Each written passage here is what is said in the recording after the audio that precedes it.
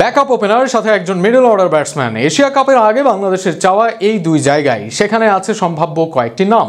ওপেনিংয়ে নাঈম শেখ টিকে যাবেন নাকি আসবেন সৌম্য সরকার? অপরদিকে মিডল অর্ডারের লড়াইটা সাব্বির সোহানের মাঝে। শেষ পর্যন্ত এদের মাঝে কেউ কি থাকবেন এশিয়া কাপে নাকি থাকবেন অন্য কেউ, তা নিয়ে থাকছে প্রতিবেদন।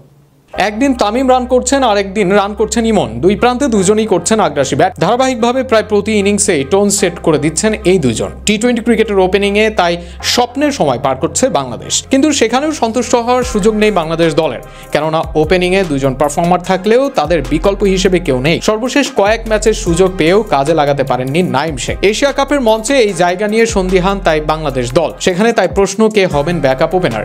সর্বশেষ সিরিজে পারফর্ম করতে পারেননি নাঈম, কিন্তু তার সঙ্গে এই জায়গায় দলে আসার মতো নেই খুব বেশি নামও। যদিও এই জায়গায় অপশন হতে পারেন সৌম্য সরকার। সর্বশেষ ম্যাচে অবশ্য 62 স্ট্রাইক রেটে 11 রান করেন তিনি। তবে তার আগের 4 ম্যাচের 2 ম্যাচে ভালো 2 ইনিংস খেলেছেন সৌম্য সরকার। ব্যাট করেছেন উঁচু স্ট্রাইক রেটে। সুযোগ পেয়ে ধারাবাহিক না হলেও মাঝে মাঝে কার্যকর হতে পারেন সৌম্য।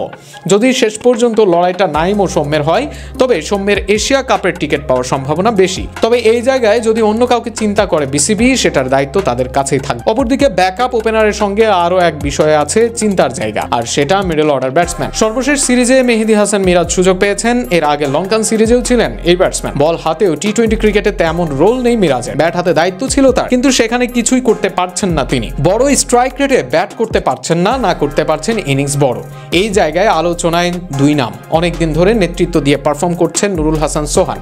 মিডল অর্ডারে ইনিংস বিল্ড আপে সোহান হতে পারেন দারুণ পছন্দ।